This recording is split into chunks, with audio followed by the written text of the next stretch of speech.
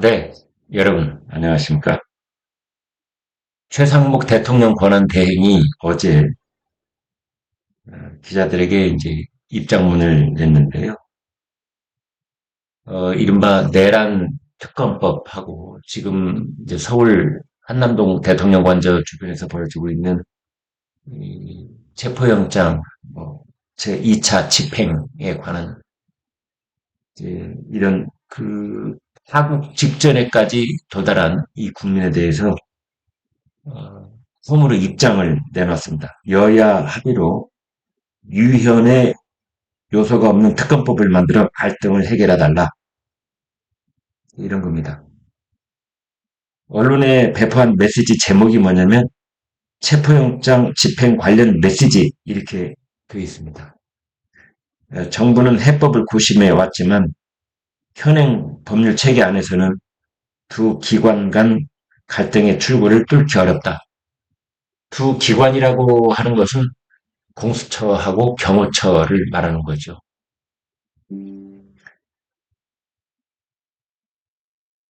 박종준 전 경호처장이 이제 사표를 제출하면서 마지막으로 최상목 권한대행에게 중재를 요청하자 최 권한대행이 여야 합의의 특검을 해야 된다라는 대답을 내놓은 셈입니다. 더불어민주당에서는 체포영장 집행을 최대한 뒤로 미루고 특검법 거부에 핑계를 찾고 있는 것이다. 최 권한대행은 야당이 대폭 양보한 특검법이 국회에 의결되면 즉시 공포하라. 이렇게 말했습니다. 아무튼 서울 한남동 대통령 관저에서의 흥돌, 유혈 사태 이런 것을 보다 못한 최상목 대통령 권한대행이 여야 합의의 특검을 중재하려고 나선 것 같은데 여야의 반응은 불투명합니다. 아무튼 최상목 대행 여야가 합의를 해서 유연적 요소가 없는 특검법을 마련해달라. 공수처와 경호처가 극한 대립을 하는 작금의 상황이 자연스럽게 해결이 될 것이다. 탄핵 심판 중인 현직 국가 원수에 대한 체포영장 집행을 놓고 공수처와 경호처가 극하게 대립하는 초유의 상황이 발생했다.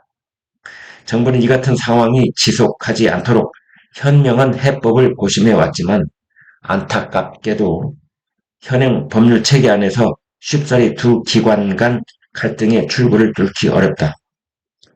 이렇게 말했습니다. 국민의힘 쪽에서는 이런 반응입니다. 일단 공수처의 무리한 체포영장 집행을 멈추고 여야가 합의한 특검을 수사 주체로 해서 교통 정리를 하자는 의미다. 상당히 긍정적으로 받아들인 반면에 이제 민주당 쪽에서는 원내 대변이라는 사람이 이렇게 말했습니다. 최상목 권한대행이 내란 수괴와 경호처의 눈치를 보고 결국 그들 뜻대로 시간을 끌겠다고 나선 것이다. 한심한데 그치지 않고 위험천만한 것이다. 그러니까 민주당은 체포영장 집행하고 그 다음에 내란죄 특검은 전혀 별개의 문제다. 이런 입장인 것 같아요. 제가 누차 말씀드리지만 국민의힘에 제안을 한다면 체포영장 철회, 체포영장 집행 중지 이것을 선결 전제 조건으로 해서 내란죄 특검을 좀 전향적으로 민주당하고 협상해 볼 수 있다. 저는 이렇게 봅니다. 그 민주당이 내란 특검법을 손질을 해서 재발의를 했잖아요. 그런데 그것이 어제 국회 법사위 법안심사 소위원회를 야당 단독으로 통과를 시켰습니다. 여당 쪽에서는 포장만 바꾼 박스갈이다. 그러니까 앞에서는 웃는 얼굴로 네, 우리가 이렇게 대폭 양보했어. 야당이 단독으로 추천하게 돼 있는 특검도 제3자 대법원장 추천하도록 돼 있고 수사기간도 단축하고 수사 인력도 줄였잖아. 자, 받아.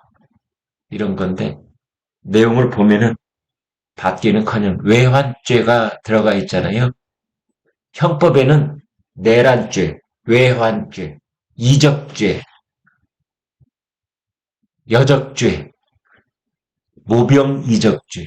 아유, 말만 들어도 무시무시한 법률입니다. 우리나라에서 가장 무시무시한 법률이 바로 형법 87조에서 95조, 6조, 뭐 94조, 92조 여기에 다 몰려 있습니다. 내란죄, 외환죄, 여적죄, 모병이적죄 등등입니다. 이걸 윤석열 대통령한테 몽땅 덮어 씌우겠다 이런 거죠. 수형 혹은 무기징역입니다. 그러니까 징역 뭐 30년 뭐 이런 게 없습니다. 그건 이 죄는 유죄냐 무죄냐에 따라서 유죄 판결이 나는 순간 사형. 어떤 죄는 무기징역도 없고 그냥 사형 이렇게 돼 있는 항목도 있습니다. 그러니까 내란 특검 사실은 포장만 바꾼 박스가래다 이런 거죠. 조설모가 사설을 써서 이렇게 말했습니다. 대북 확성기도 외환죄냐? 그러면 북한 도발을 억제하려는 우리 정부의 모든 대북 정책은 다 포기해야 한다는 것이냐? 북한이 도발할 경우에 원점 타격하라. 이게 외환죄냐? 특히 우크라이나에 뭐 파병을 했다는 의혹 이것 외환죄로 엮어 넣던데 파병이 없다는 것은 모든 국민이 다 알고 있고 국민도 국방부도 정확하게 그렇게 말을 했는데 북한군이 파병된 우크라이나에 우리 쪽에서는 군 전황 분석팀을 보낼 수 있다는 그 필요성에 대한 논의를 지금 얘기하고 있는 것 같은데 그것은 파병이 아니죠. 정상적인 군 활동에 외환 혐의를 적용해 수사하면 군이 정상적인 훈련과 대북 심리전 수단을 기피하고 포기하는 결과로 이어질 수 있다. 민주당이 이것을 원하는 것이 아니라면 외환 혐의 추가는 철회하는 것이 옳다. 법안심사 소위원회는 통과했지만 법사위 전체 회의 때 이거 반드시 철회하기를 바랍니다.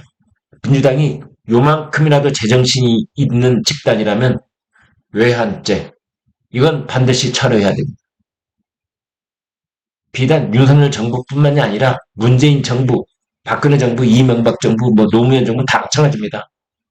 북한이 어떤 도발을 했을 때 거기에 우리 정부가 대응을 하면 이제 앞으로는 이게 북한을 끌어들여서 대한민국에 항적한다.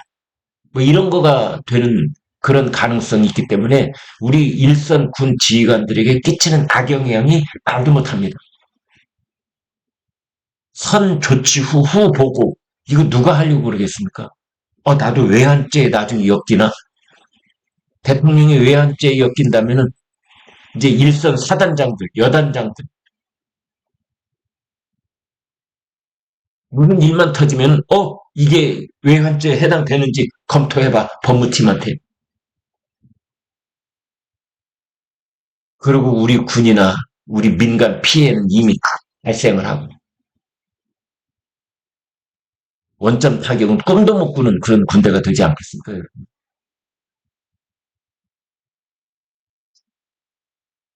그 어제 뉴스 중에 하나는 이제 경호처장이 전격적으로 사퇴를 했다는 건데요. 박종준 처장 원래 경찰 출신입니다.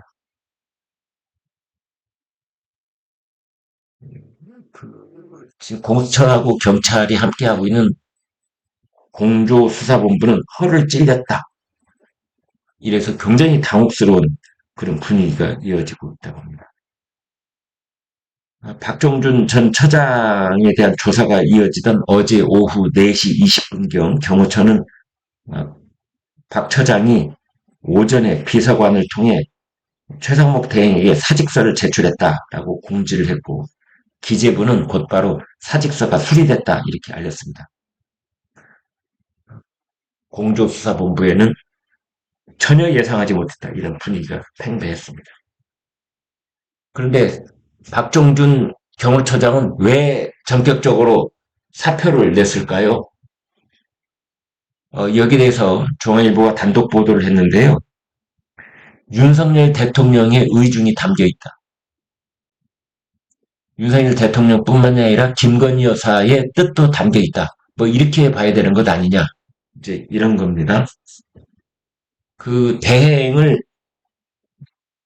경호처 차장, 처가 있는 곳에서는 가령 뭐 경호처나 공처 다 마찬가지입니다. 처장이 위에 있고 그 밑에 차장이 있는데 경호처도 경호처장 밑에 경호차장이 있는데 이제 경호처장 대행을 경호차장이 합니다. 그 대행이 김성훈인데요. 김건희 여사하고 친분이 아주 두텁고 그다음에 경호처 내에서도 대통령을 지켜야 된다는 그 원칙이 아주 강경한 그러한 원칙론자인 것으로 알려져 있습니다. 김성훈 대행 체제가 됐다. 경찰 출신인 박종준 전 경호처장과 달리 김성훈 차장은 경호처 출신이다.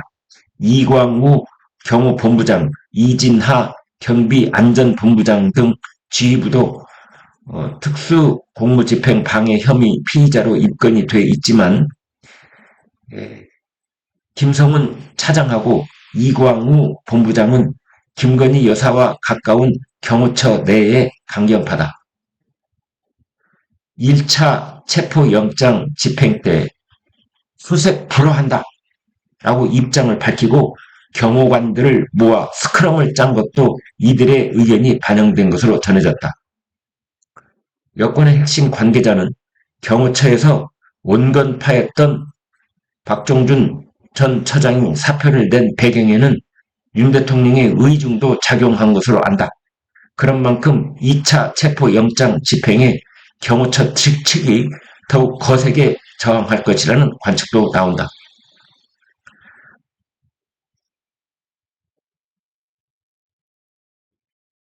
아무튼 당초에 지휘부, 경호처 지휘부 신병 확보를 통해서 경호처의 벽에 균열을 내겠다라고 했던 이 공조수사본부 또 경찰 국수본 입장에서는 아주 당혹스럽고 허를 찔리고 고민스러운 그런 대목이 되고 있습니다. 박정준 전 차장은 오전 10시에 조사를 받기 시작해서 13시간 조사받고 귀가 조치됐습니다. 뭐 긴급 체포 이런 거 없었습니다.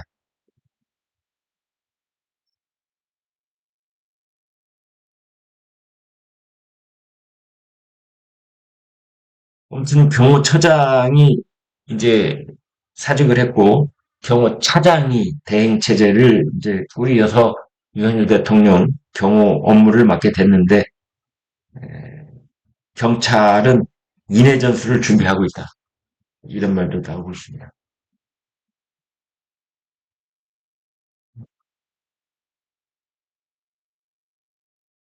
지금 그 김성훈 경호처 차장은 경호처 공채 출신인데요. 대통령 안전에 대한 신념이 강하다. 김성훈 대행하고 이 본부장 경호처 공채 출신이라 대통령 절대 안전 확보에 신념이 강한 것으로 안다.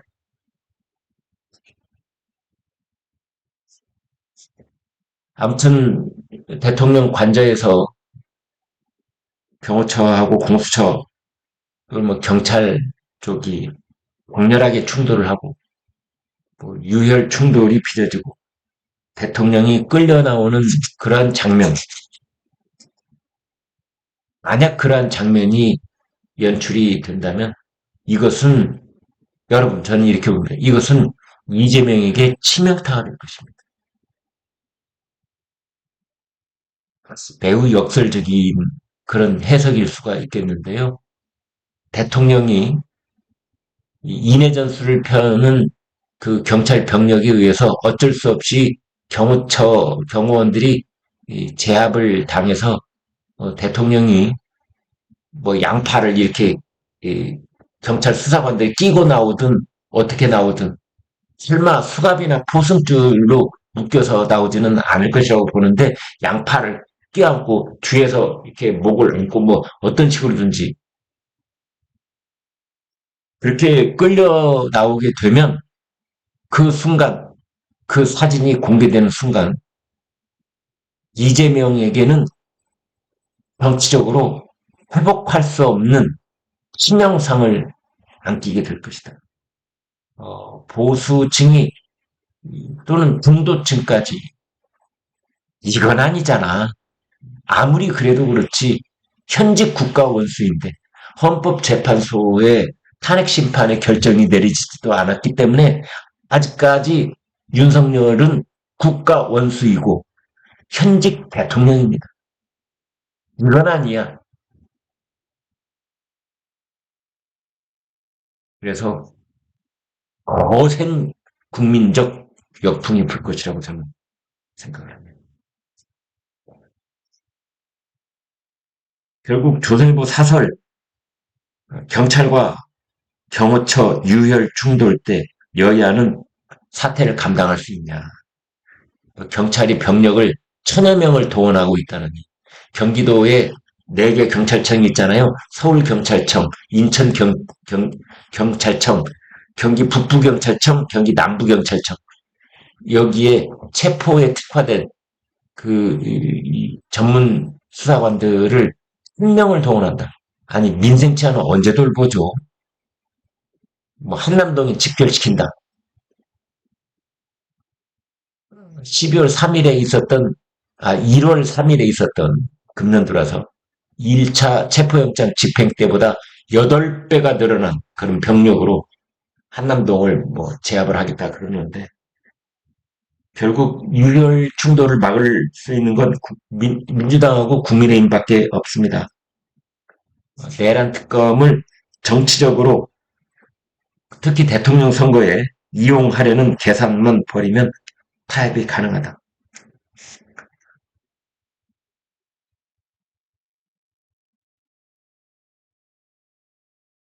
제가 그런 말씀을 드린 적이 있죠. 헌법재판소장이 엄연히 있고 헌법재판관들이 엄연히 있는데 헌법재판소에 사무처장이라는 자가 국회 긴급 현안 질의에 나와가지고 개헌 포고령 현행 헌법에 부합하지 않는다 이런 말을 했는데 아니 이게 도대체 뭡니까 이게 헌재 사무처장이 재판을 하고 민주당 의원은 경찰을 지휘하고 이건 뭐 법을 무시해도 이만저만 무시한 것이 아닙니다.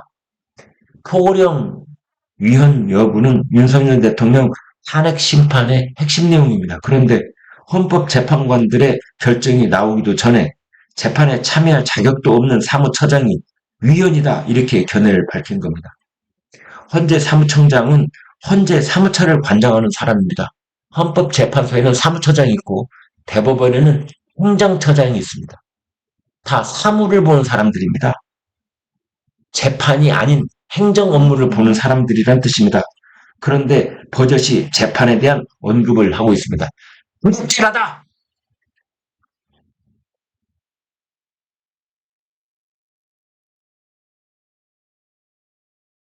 지금 탄핵 찬성 여론이 75%까지 올라갔었는데 64%로 10%포인트 가까이 하락을 하고 있는데 추세는 계속 하락 추세를 보일 것으로 보이고 이재명 지지율은 30% 박스권에 갇혀 있습니다. 저는 누구보다도 속타는 사람은 사실은 윤석열 대통령이 아니라 이재명 대표일 것이라고 보는 겁니다. 지지율이 30% 박스권에 갇혀 있는데 이 가장 절대 호기를 맞았다 이렇게 볼 수 있는 이재명인데 아무튼 이 3개 특검을 이제 동시에 치르겠다 이런 겁니다.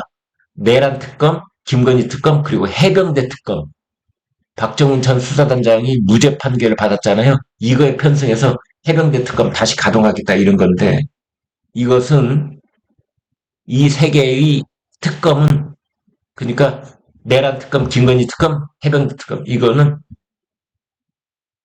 오로지 윤석열 대통령 탄핵을 앞당기려는 그 압박용이고 그 다음에 그 특검을 계속 진행을 하면서 대통령 선거를 치르겠다는 그러니까 탄핵용이자 대선용인 겁니다.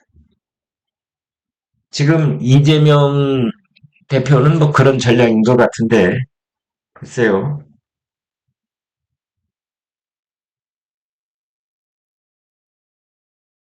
그때 이재명 대표의 뜻대로는 되지 않을 것이다. 이렇게 보면 되겠습니다. 여러분 고맙습니다.